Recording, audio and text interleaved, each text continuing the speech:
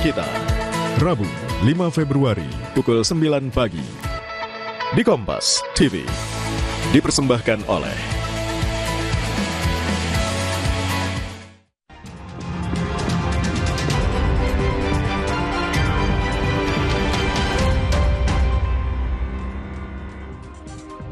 Pimpinan DPR RI melantik 5 anggota pengganti antar waktu atau PAW masa jabatan tahun 2024-2029 dalam rapat paripurna hari ini. Salah satu yang dilantik adalah Jamal Mirdad dari Partai Gerindra.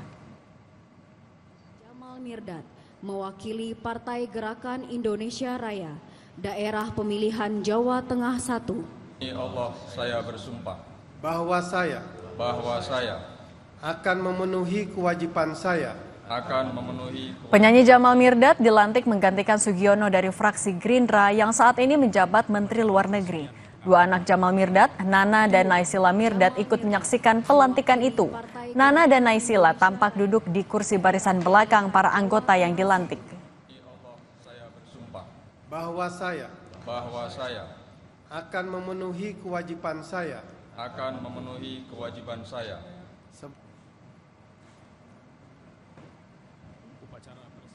Sekjen Partai Gerindra Ahmad Muzani mengatakan partainya akan mengundang para ketua umum partai politik dan mantan presiden dalam acara HUT ke-17 Partai Gerindra pada 15 Februari nanti.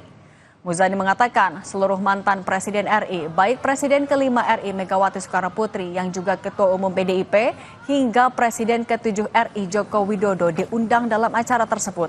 Saat ditanya soal kemungkinan pertemuan Presiden Prabowo Subianto yang juga ketua umum Partai Gerindra dengan Megawati, Muzani menjawab bahwa Megawati lagi di luar negeri.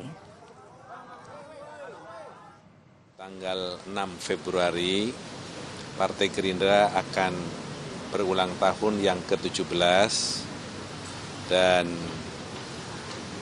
kami berdiskusi tentang 17 tahun Partai Gerindra. Semua pimpinan partai politik, apalagi ketua umum akan kami undang. Insya Allah semua mantan presiden akan kami undang.